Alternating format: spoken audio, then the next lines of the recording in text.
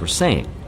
Instead, he was using them as leverage to force renegotiation of global trade and to bring back money, production, and power back to the United States.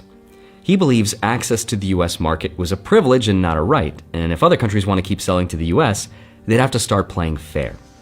Every time he raised the pressure, the media said the same thing. Trump is crashing the economy, tariffs are inflationary, and this will trigger a recession. But what they didn't say is that pain was the point. It was pressure, strategic pressure.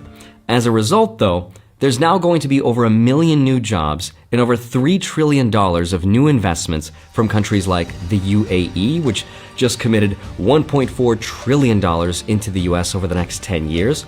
Saudi Arabia promised over $600 billion of new investment.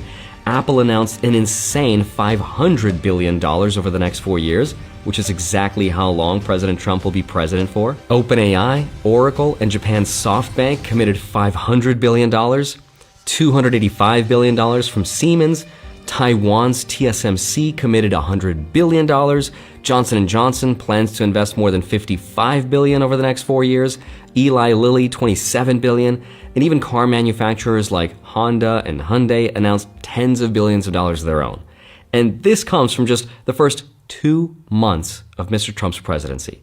So the question is, why did everyone get all of this so wrong? And here's where most people got it wrong, especially when it comes to inflation, and Howard Lutnick explained this perfectly. Imagine 2 bottles of water.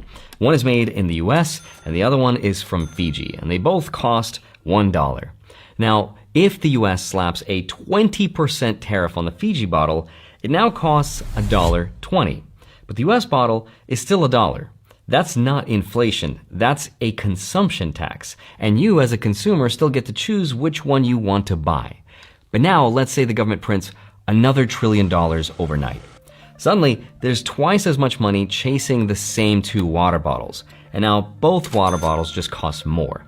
That's inflation, which is not caused by tariffs. Instead, it's caused by printing money.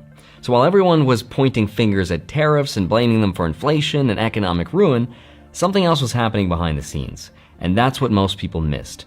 But now, let me take a quick pause from the finance talk to talk about your internet privacy. Today's video is sponsored by Cyber